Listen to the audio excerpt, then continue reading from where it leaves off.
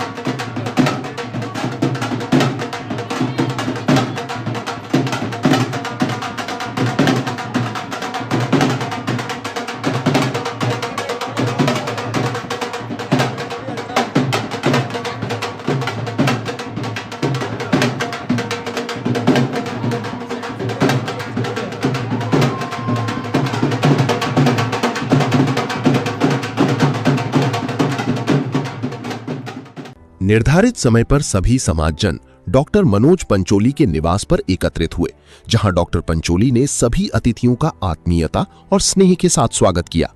उन्होंने प्रत्येक समाजजन से व्यक्तिगत रूप से गले मिलकर उनका अभिवादन किया तथा सभी को अपने निवास पर बैठाकर स्वल्पाहार कराया।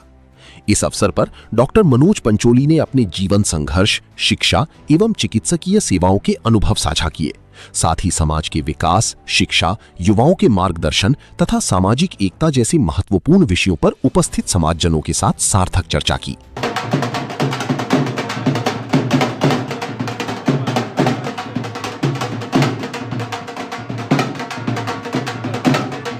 समाज के युवाओं को आगे बढ़ने, उच्च शिक्षा प्राप्त करने तथा समाज का नाम रोशन करने के लिए प्रेरित भी किया।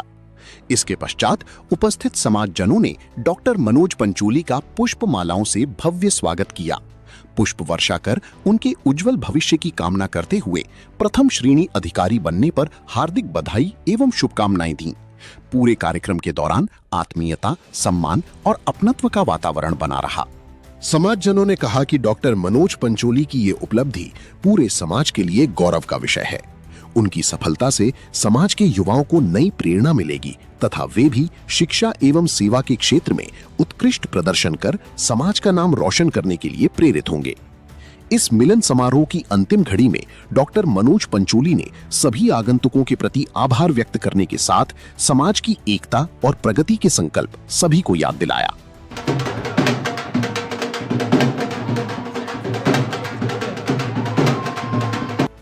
के रूप में आप चिकित्सक के रूप में शाजापुर में काफी दिनों से सेवा दे रहे हैं और आज आपका प्रमोशन हुआ है। किस पोस्ट पे आपका प्रमोशन हुआ और कैसा आप महसूस करते हैं?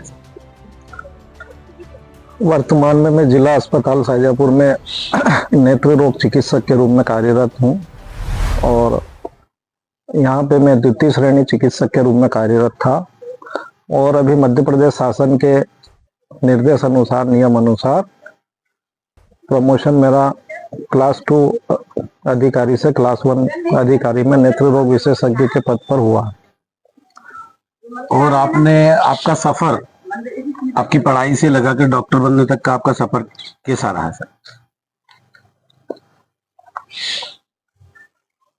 शुरुआत का जो मेरा सफर रहा वो ग्रामीण क्षेत्र से शुरू हुआ था। शाजापुर जिले का ही ग्राम झोकर का मैं मूल रूप से रहने वाला हूँ और ग्राम झोकर में ही रह के मैंने वहाँ के शासकीय स्कूल से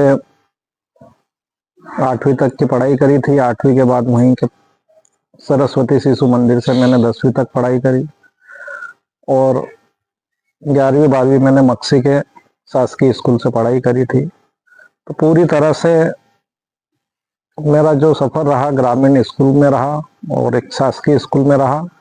तो शासकीय स्कूल में रह के फिर मैंने जो अपनी अगली पढ़ाई के लिए कोचिंग करना जो रहता है मेडिकल में जाने के लिए, प्री मेडिकल टेस्ट जो उस समय चलता था उसकी तैयारी करी थी। जो उज्जैन पास का हमारा जो शहर था उज्जैन में जाके कोचिंग करी थी और वहाँ से मेरा चयन फिर भोपाल के गांधी मेडिकल कॉलेज में हुआ। गांधी मेडिकल कॉलेज से मैंने MBBS की पढ़ाई पूरी करने के बाद मेरी सेवाएं स्टार्ट कर दी थी। 2011 से मैं मध्य प्रदेश शासन में लोक सेवा आयोग के माध्यम से चयनित होके मध्य प्रदेश शासन के अंतर्गत शाजापुर जिले के ही ग्राम मोमन बड़ोदिया में कम्युनिटी हेल्थ सेंटर के रूप में पदस्थ हुआ था, जहां मैंने सर्विस दी। उसके बाद मैंने शिक्षा जो मेरा पोस्ट ग्रेजुएशन का कोर्स था वो भी मैंने जॉब में रहते हुए बाद में गांधी मेडिकल कॉलेज से पूर्ण किया और पूर्ण करने के पश्चात वापस से मैंने जिला अस्पताल शाजापुर में मेरी सेवाएं चालू करी और इस तरह से पूरा मेरा जो पढ़ाई का वातावरण रहा है पूरी रूप से ग्रामीण क्षेत्र का रहा है। और ग्रामीण क्षेत्र में रह के पढ़ाइयों का जो समस्या रहती है वो समस्या हमें भी रही उस वक्त समय, लेकिन मेहनत करने से सभी चीज़ें हासिल हो जाती है। और जीवन में इस तरह की जो सफलता, क्योंकि जो चीज़ सरलता से उपलब्ध हो जाती है तो उसका महत्व हमें पता नहीं चलता है, लेकिन जब कोई चीज़ मेहनत से और बहुत तपस्या से हासिल होती है तो उसका बहुत हमें महत्व महसूस होता है। तो इस उपलब्धि के ऊपर इसका सारा श्रेय मैं अपने माता पिता को देना चाहूँगा और जिन्होंने बहुत ग्रामीण क्षेत्र में रहते हुए हमें इतनी अच्छी पढ़ाई कराई और पढ़ाई करा के आज बहुत अच्छे पद पर आज मैं मतलब अपनी सेवाएं दे रहा हूँ और लोगों की सेवाएं कर रहा हूँ। इस क्षेत्र में मेरे को ये भी बहुत अच्छा लगता है कि इसमें सेवा भी है और अपनी शासकीय नौकरी भी पूरी हो जाती है, तो दोनों कार्य मेरे पूरे हो जाते हैं। तो मैं अपने चिकित्सक के क्षेत्र मतलब सेवा से बहुत संतुष्ट भी हूँ और पूरा श्रेय मैं अपने माता पिता को देना चाहूँगा।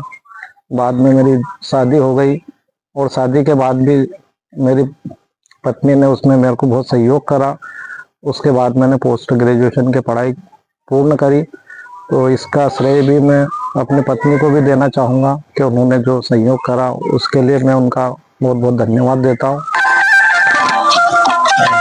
इस तरह से पूरी सफलता का जो श्रेय है मैं अपने माता पिता, गुरुजन, अपने परिवार और मेरे जो भी समाज के वरिष्ठ लोग हैं जिनने के मार्गदर्शन में ये सब हुआ है उनको मैं देना चाहूँगा।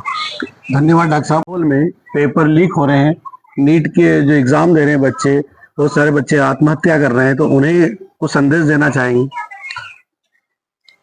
मैं सभी बच्चों को यही संदेश देना चाहूँगा कि अपना काम ईमानदारी से करें, पढ़ाई करें, क्योंकि एक दो बार पेपर लीक होना और ये होना तो एक दो बार किसी को आगे पीछे कर सकते हैं, लेकिन ये जीवन बहुत निरंतर है, लगातार ये चलता रहेगा। तो अगर आप इसको लगातार पढ़ाई का अगर अवसर देते हैं और आगे बढ़ाते हैं तो उनकी जो योग्यता है वो धीरे धीरे सबको समझ में आ जाएगी और अपनी योग्यता अनुसार सभी बच्चे अपने पद को ऐसा तनाव या डिप्रेशन लेने की जरूरत नहीं है, क्योंकि ये सब चीज़ें सिस्टम का ही हिस्सा होती हैं, जिसमें ये सब घटनाएं हो जाती है। लेकिन मेहनत का फल सभी बच्चों को आए दिन हम अलग अलग स्वरूप में देखते हैं कि कोई किस पद पर विराजमान होता है, कोई किस पे चयन होता है।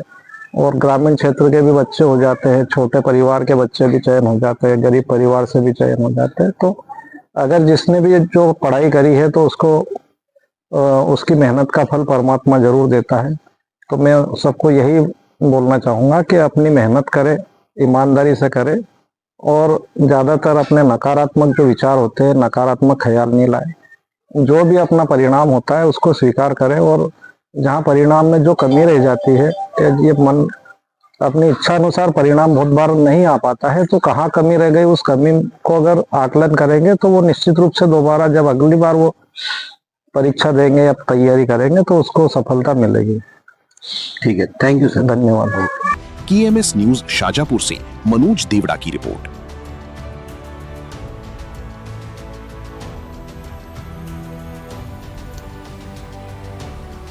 इस खबर में बस इतना ही।